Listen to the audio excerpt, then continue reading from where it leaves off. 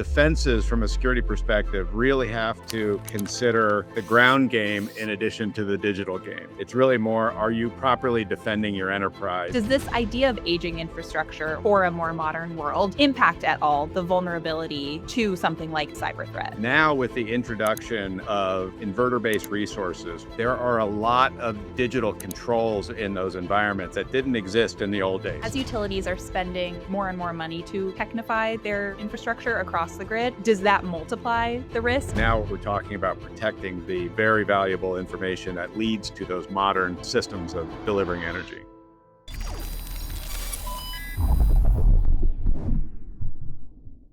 Welcome back to Power Perspectives, everybody. I'm Kinsey Grant Baker, and I have a feeling you are going to be very into today's episode. That's because we're talking about one of the buzziest trends in the power industry. And no, it's not permitting reform. It's security, both physical and cyber. As our energy systems become increasingly technified, they're simultaneously becoming, one, more interconnected, and two, more complex. And that can make them more vulnerable to attacks. Last spring, NERC said the number of susceptible points in the US power grid was increasing by about 60 per day. So how can our industry ensure that technology is a benefit instead of a vulnerability? What is the company that powers some of the most critical facilities in the United States, from the Pentagon to massive data centers to naval bases, doing to ensure both physical and cyber resilience? We're about to get the answer with our fantastic guest, Dominion Energy VP and Chief Security Officer, Adam Lee.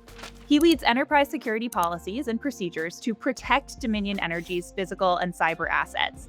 He's the company's liaison with government and law enforcement agencies on incident response and information sharing. And I have to share this part of his resume as well. Before joining Dominion, Adam served as special agent in charge of the FBI's Richmond Division, directing national security operations and criminal investigations in the Commonwealth of Virginia. He also led an effort in 2017 to examine the enterprise operating model of the FBI to improve governance, enable digital transformation, and ramp up operational efficiency. So if anybody is equipped to talk about security, it is our guest, Adam Lee. Adam, welcome to Power Perspectives. How are you today? Great, Kinsey, thanks. Great to be here with you. Yeah, I'm really excited for this conversation. We got a lot to cover today. And I think before we get into the nitty gritty, if you don't mind, can you just tell me a little bit more about how your career led you to energy? What brought you to this sector? Well, I am not a technologist like so many of the folks who work in my organization here at Dominion are. I am a dreaded lawyer, sort of typical for the FBI pre 9/11. There were a lot of us lawyers and accountants, sort of going back to the J. Edgar Hoover days of the FBI. But the great thing about the FBI is you can kind of take that career anywhere in that national security space, criminal investigative space. And after 10 years sort of working complex criminal investigations, I went to the FBI's nascent cyber division. It was 2 years old at the time. So it was just getting off the ground. And so I was sort of bringing some understanding of laws and policies and how the FBI could enable this new cyber mission with consulting with our leadership within the cyber division, and then also working with our legislative affairs folks on trying to build within Title 18 and then Title 50, sort of enabling statutes and proposals on how we could advance the mission of cyber for the FBI.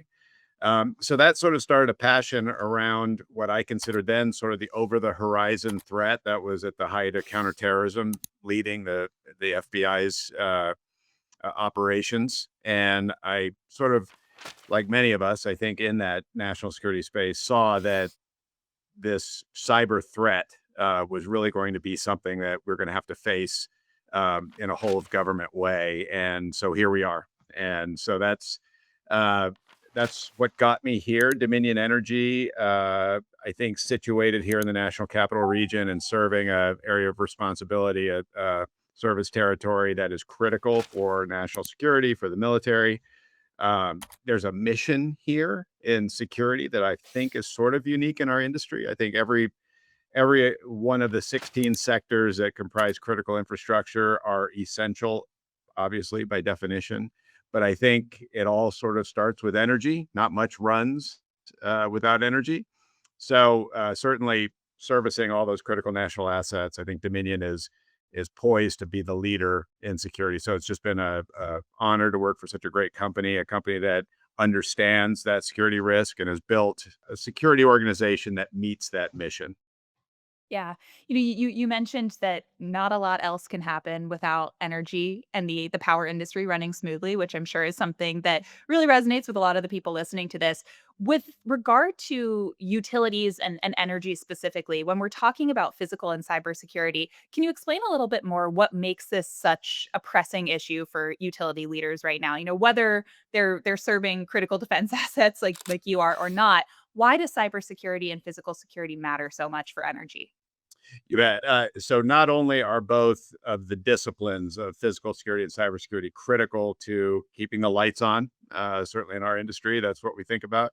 But for us at Dominion, is managing security risk really requires converging the two. So your defenses from a security perspective really have to consider the ground game in addition to the digital game. And you're thinking about insider threat, you're thinking about supply chain, you're thinking about cyber hygiene across your workforce, in addition to those external threats that are constantly attacking the outer perimeter of your network and hopefully not penetrating down into operations or the core of your IT network or your operational technology environment. So um, when we think about security, we're really not just static on, okay, is our SOC detecting the indicators of compromise that are meaningful to us, and our gates, guards, and guns keeping our physical facility safe. That's really sort of an old fashioned way of thinking about physical and cybersecurity. It's really more, are you properly defending your enterprise? And are you thinking about how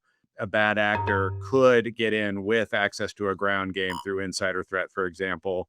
Or could they pre-position in your network through a supply chain compromise? And thinking about those kinds of things that really do require a convergence of the security disciplines to identify and mitigate. Getting ahead of security issues in a multifaceted way, I think is something that's incredibly compelling. I'm curious if you don't mind, not to sound like, a doomsday prepper here, but what might a scenario look like in which there is some sort of a large scale attack on the grid today? Can you paint that picture? What is kind of your, nightmare scenario that keeps you up at night? What are you trying to defend against? Probably give you a quick story to set the table for that question because that's kind of a big question. So I took our top leadership up to FBI headquarters a few years ago for a cyber intel briefing. They spent the morning signing their lives away to get access to a classified briefing and all the non-disclosures and all that sort of thing. And at the time, the deputy director, who was a close friend of mine and a very gracious host of our leadership, came to the conference room and introduced himself around the room and sat down with our CEO for a quick chat. And he concluded, after all the pleasantries and all that, he sort of concluded his welcoming remarks with, the only thing that really keeps me up uh, at night, vis-a-vis your industry and the vulnerabilities is a hostile nation state pre-positioned in your operational technology environments. Well, okay, thanks. It was great to meet you, and it's sort of like it was like setting off a bomb in the room, and it really kind of woke everyone up. That if the deputy director of the FBI is telling you that what keeps him awake at night, is a cyber attack in your OT environments, well, I'll tell you what, that was very quickly what kept me up at night, and I think that was something that really led to a whole lot of thinking about our defenses and how to manage the OT environments, because that really is for us. We can. Nobody wants attack on their IT networks, but there are really a lot of tools and vendor supplied, widgets and things that in your network that can really, properly segment, properly defend, and then you can train to hygiene and you can do a lot of things to protect your IT network. But the things that keep and move and produce energy are the things that are sort of our crown jewels. So I will concur with the deputy director and say that compromise of our operational technology environments by a sophisticated actor is what keeps me up at night. And I think you probably just pass that on now to every other utility leader who's listening to this. It's Exactly. like next Halloween horror film Yes. OT Yeah. attack, right? So, Yeah. when we talk about the specifically OT being something that is of particular concern, I'm curious how much the existing infrastructure for power systems in the US play a part in their vulnerability. 70% of American transmission lines are over 25 years old. Does this idea of aging infrastructure or less modern infrastructure for a more modern world impact at all the vulnerability to something like that kind of a cyber threat? So it's a great question. It's interesting because the answer to that may not be an intuitive one. It used to be in that old infrastructure that the grid, if you will, everything from generation through to delivery and transmission in between was physics driven, right? It was you generate, you model, you balance, and then you deliver, and it's all driven by physics. Now, with the introduction of inverter-based resources, which is wind, solar, and a lot of modern generational or generation elements within the grid to produce energy and manage sort of an all of the above power generation sort of mosaic, if you will. There are a lot of digital controls in those environments that didn't exist in the old days when it was physics, right? And so now you have to control it through algorithmic devices and mini computers within those inverters and a lot of things that create an attack surface vulnerability that didn't exist before. So it's really the modern infrastructure from a cyber attack perspective that is the problem set that we face more so than the kind of old way of doing things. The truth is, there were probably more physical security ways of, or insider threat ways of throwing off balance in that physics equation that keeps the grid running.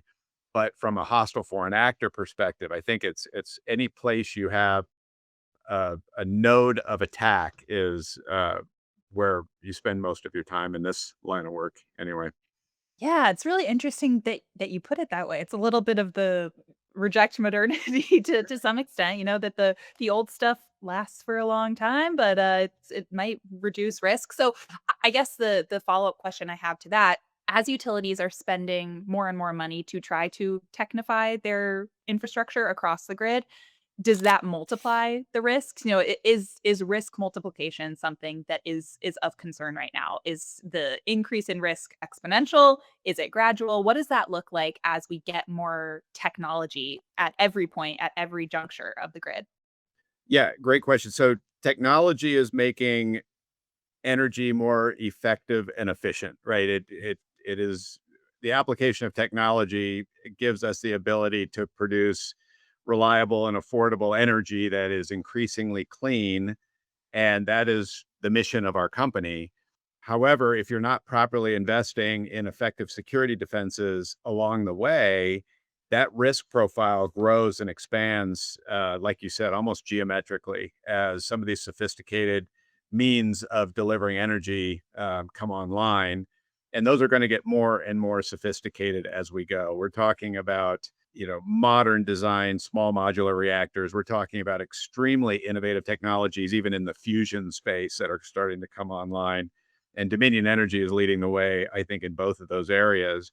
And as we think about that, for our company and for our vendors, there are some extraordinarily valuable technologies in there that, from an economic espionage, from a cyber attack to steal intellectual property out of our networks and that sort of thing, uh, we have to be really cognizant of that. So it's not just attacking those OT environments, but now it's protecting that intellectual property and protecting our data and really training everyone from our leaders all the way down that, if you have access control to information that is sensitive to that level where we've spent and our vendors have spent millions of dollars in developing, we have to protect all of that. And that's really what goes into that whole equation. It's not just the attack surface and the OT, but now we're talking about protecting the very innovative, very valuable information that leads to those modern systems of delivering energy. Yeah. You're certainly not busy at all, right? So before Adam, we get into some of the specifics of Dominion's playbook for security. I would like, if you don't mind, can you give me just the big picture, high level, especially given your experience at Dominion, but also leading simulations, leading cyber attack simulations. I know something that you have done in the past. What has that told you about the state in general of utility preparedness for outside threats right now? Could you give us a grade on preparedness across the utility industry?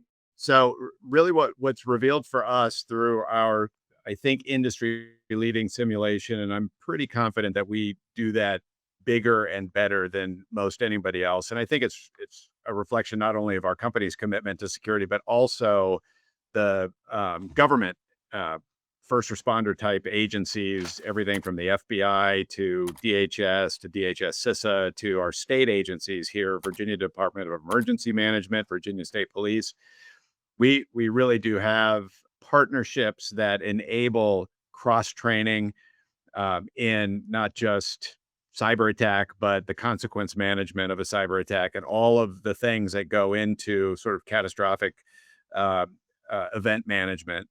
And we've done that with our cyber fortress exercise. This year was our fourth year of deploying that. Every time we try and make it, we use cyber range, so it's a simulated environment of IT and OT. We take the latest threat intelligence from classified agencies that will give us the type of IOC information that we need to develop scenarios that are very real in the modern environment and the latest TTPs, if you will, tactics, techniques, and procedures of our adversaries. So, and we simulate insider threat. We simulate a whole lot of pieces to this that are the kinds of things that we're actually seeing in real life in commercial space. And then we bring all of those folks from Department of Defense, the Marine Corps Cyber Warfare Center, U.S. Secret Service, FBI, and I know I'm missing a few DHS CISA. So please, nobody get mad at me for not mentioning the agencies that participated, but they sit here for a week and red team all of these uh, types of attacks that we're seeing out in real life. And so I can tell you that in my engagements with other CSOs and CISOs in our industry, they're always thinking about benchmarking and learning from that exercise. And some, Brian Harrell at Avangrid, I know you've had an interview with him in the past. He is trying to replicate it up there and deploy his own to strengthen his security defenses up there and build those relationships up in his AOR. So I can tell you that yes, the tide lifts all boats. We're trying to really lead out in this because of where we're situated. Um, but for us, what we really do get out of that exercise is an understanding of what government's capabilities are. And, the worst time to meet a first responding government agency is in a real crisis. You want to train with them. And so this gives us an opportunity to train with these folks, build relationships, build organic relationships so we can call and get to know each other. So there's a level of trust built because that was something when I was in the cyber division that was really difficult. Back then, companies saw it a greater risk issue to reveal vulnerabilities, even to government, even to agencies like FBI that could ostensibly help them. They didn't want to reveal it because of the reputational risk. I think that risk calculus has shifted. I think now shareholders, institutional investors of large utilities expect you to have relationships. And if you are not sharing information with the first responding government agencies in the event of a breach or an attack, I think your shareholders would lose confidence that you're doing what you're supposed to be doing in the security organization. Yeah, I didn't really know that happened. I just had a long haul flight and decided to do, for some reason, a Christopher Nolan marathon, and I Yeah, watched Oppenheimer for, like, the millionth time. nice. The idea of sharing sensitive information has been obviously a theme throughout the history of the US and far beyond that as well, but, it's interesting to hear a little bit more about what that sharing looks like in practice. I'm curious too how that might inform some of the strategy that you're running at Dominion. Can you tell me a little bit more about some of the big, projects that you're working on, in addition, of course, to these simulations, improving these relationships, talking about, getting to know these agencies before it's an emergency. What Yeah. else is front of mind for you in terms of security strategy these days? The best one, and probably the one of most interest to people that would listen to this podcast, are the OT monitoring. That is something that we're starting to see more of. Is we've partnered with Dragos, which is, I think, the industry's leader on OT monitoring, which means feeding, having telemetry not just to your business segments that are trying to decipher a- anomalies in grid activity for operational purposes, but giving telemetry to us, from giving us those logs so that we can run use cases against that data to see if any of those anomalies that they're picking up are match some kind of a hostile, foreign action. So that's an area, and we have built out in our transmission space very robust OT monitoring capabilities. We're now moving that into other areas of our business, and I think that is one thing that I think that partnership with Dragos has really put us out front in that area, and that also enables us to partner closely with transmission. We are only as good in the security space as we serve our clients, and in our case, our clients are the business segments of Dominion Energy, and transmission being as significant as any. And so having those partnerships and building that collaboration has been essential, I think, to the effectiveness of our program. A lot of things that reveal through the Cyber Fortress exercise result in that whole exercise results in a hot wash that then turns into work plans for gap analysis, and then, like, what do we need to do to shore up in areas we've identified. There's a lot of that happening right now because we just held the exercise last month. So that's what we're doing right now. That keeps us very, very busy. Ensuring that uh, there's a seamless sort of connective tissue, if you will, between our business segments, our organization, our converged security organization, and the first responders in the event of a an attack, like, God forbid, Colonial Pipeline style attack or something else that really does have sort of a kinetic result, that we're all ready for that from a attack mitigation, consequence management perspective. Yeah, it's really interesting to hear more about that. I'm curious, as you mentioned, that lots of this, I'm sure, is of very, serious interest to the people who are listening to this show. For those of the listeners who are, utility decision makers, maybe they don't feel like they're quite up to snuff when it comes to their own security standards. Are there any things, practices, strategies, tools that they should deploy on the sooner side? What would you prioritize if you were kind of starting from scratch? Do you have any advice to the people who are listening to the show of what they can do to ensure that they are ready for anything today or tomorrow?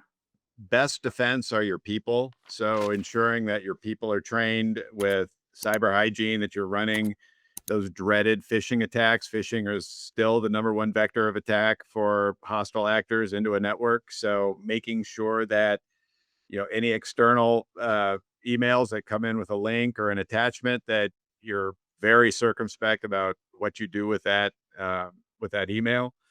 I think the basic management of the network, from whitelisting to what apps you're putting on your devices.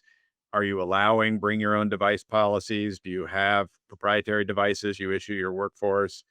uh, nation blocking for us, that's easier than a global company that does business all over the world. I think a domestic utility can do more as far as building a fortress in its network, that a company that is either public facing or does business overseas has a harder time with that. How are you storing your data? Is your data properly safeguarded? Do you have a capability of searching for your data on the dark web? If you lose your data, do you know where it's going? If your employees are losing their passwords, if they're using their same passwords for Netflix that they use for your company's network, you may want to teach that out of them, because a lot of times those passwords associate with a subscriber somewhere, whether it's a local gym or a streaming service or something else, if you're using the same password, that's an extreme vulnerability for your company's network if you're using those same passwords. A lot of that hygiene kind of thing is really the very best and first safeguard, as long as you're doing all the patching schedules and the things that if you're not doing that, you're going to be in a world of hurt anyway. But assuming you're meeting the basic framework requirements for security, the next thing you can do is make sure your workforce is not putting you at risk. Yeah, and I think a response that I imagine a lot of people would have to listening to something like this is, well, I'm at a utility that's resource constrained. We don't have money lying around to invest in high tech security defense systems. That doesn't necessarily cost anything, right? To train people to have that hygiene is not a huge source of cost for a utility. Exactly. It's the best money you'll ever spend is just delivering effective training to your workforce. Yeah. Are there any other big themes that come to mind as you're trying to understand what holistic security, cybersecurity, physical security looks like for the grid today? Any other big elements of this conversation that you want to hit on? I think maybe just kind of the old foot stomp of understanding your risk profile. Thinking about whether you're one of the sectors that comprise critical infrastructure, or maybe you're a vendor that's supplying some kind of sensitive piece of equipment to a company like Dominion that could be a vector of attack and that sort of thing, and you don't want to be the vendor that compromised a network in a large company like Dominion. They have resources to correct that would be very, very difficult to face if you're a small vendor providing a service. So just be very circumspect about your risk profile. And then also understand that compliance is not security. Compliance establishes your baseline, and security organizations are cost centers. It's intuitive, I think, for leaders that are trying to manage costs and it, you know, uh, sort of the bottom line and where you are in the ledger sheet and all of that. I think if you're parochial about it, you reach if you can withstand a compliance audit, you're good to go, and that really isn't managing risk. And so leaders within the company, your board members, decision makers within your company have to understand that security is really a game of understanding risk, managing the threats, gaps, and vulnerabilities that your company faces, and attuning your security plan to your risk profile. um, that is security, and you have to be excellent in compliance because the fines and penalties that attend those are pretty rough sometimes. But understand that that is not security. That is an audit exercise. Security is really, really understanding those threats, gaps, and vulnerabilities. And it sounds like so much of security based on this conversation is also not one size fits all. We have tried to the extent that we can in this conversation to give some of these broad strokes, big picture, here's what to focus on. But it sounds like a lot of this is pretty specific to the vendor, the utility, the business itself, right? Yep. It's funny. When I arrived at Dominion, I deployed a process for building a risk register here at Dominion. And anyone who's listening to this who came from the FBI or is even in the FBI, and here's the acronym TRP, Threat Resource and Prioritization, will probably cringe, because in the big government agency of the FBI, that was just sort of this, because you're on the offensive side, right? You're investigating, but you still we had to go and really do an exhaustive search for what our local threats were, what kind of intelligence gaps we had, and did we have significant vulnerabilities with companies within our AOR and that sort of thing. And now that I'm on the commercial side, I say, that was a pretty elegant process. I mean, I hated it when I was in the FBI, but now that I'm in commercial space, it's the kind of thing that I'm sure the FBI did pay, consultants, all kinds of taxpayer money to develop. But it's at Dominion, it's a process of really bringing all the stakeholders together, doing these sort of sweat sessions of the what keeps you up at night question, then bringing in external partners, bringing in industry peers, taking all that information, giving it to a team of analysts, and distilling it down to a rack and stack of what your biggest threats are. And then you look at your mitigation strategies against each of those major threats. And if you don't have effective mitigation strategies, that becomes your work plan for the year, is to develop those and deploy them. And it's a very elegant process. And so we've deployed that here. And sorry, FBI alums, it works very, very well. And it's something I would recommend security executives or security leaders out there in commercial space think about: is do you have an effective risk register for your threats? It's a good tip. I mean, it's a little, hope for the best, but prepare for the worst is kind of the theme of this, right? Right.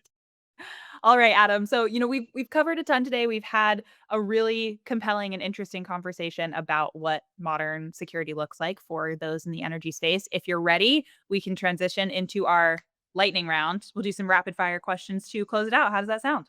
Let's go. All right. So you mentioned passwords. I am like internally making a note to myself that I need to probably change all of my passwords because they're all the same thing. How do you incorporate security in your day to day? Like, how often are you changing your passwords? The programs essentially do a good job of doing password resets on cycle, and I think that's suitable. The bigger question is, are you reusing passwords, and are your passwords complex enough? Our VP here works in my organization for cyber. Always says the fuzzy bunny slippers 1, 2, 3, 4. Are you using something that really would be very hard for a brute force attack to decipher, and are you doing that each time? There are some really great compartmenting tools where you can really keep track of your passwords, and it's encrypted and just for you. And that is a tool you can use, so you're not having to reuse, so you can remember all these passwords. That's really, I think, the best advice on passwords: is make them complex, keep track of them so you don't get frustrated and lose your discipline and not reuse them or make them too simple. And uh, don't reuse them. Okay. Noted. Note to self, do all of that, right? Okay, next question for you. Do you have, we chatted a lot about teams and the importance of training your people. What's one more cost effective, easy to implement security investment or decision that utility leader listening to this conversation should make? Do you have one more quick one for us? It is great for your company to have a commitment to the employee experience and to try and have engagement, um, all the way from your brand new employees that are just getting their feet underneath them to your seasoned senior employees that are mentoring them, hopefully. For a security leader, I told you your people are your best defense against a cyber attack through hygiene. Your people can sometimes also be your greatest risk, and have an insider threat understanding. And even if you don't have a full investment of user behavior analytics and feeds from access controls and camera capabilities to vector in on a something you're seeing in the network, a IP that you're logged in Salt Lake City, but you're badged in Richmond, and that fires off an alert in your SOC, and now you're trying to figure it out. Have some capability to run a real time insider threat investigation. So if you do have something happening, you're going to identify it. And my last question for you today, Adam, what do you hope your legacy is in the energy industry? If I can transition understanding of what it means to have an effective security organization from compliance to risk in terms of the focus, what are you focused on? If you're focused on meeting the compliance standards, you're not properly securing your company. And I don't want to underscore how important those compliance standards are, because they really do give you a baseline, right? And government has to do something to ensure that everyone is invested at the right levels in defending their piece of critical infrastructure.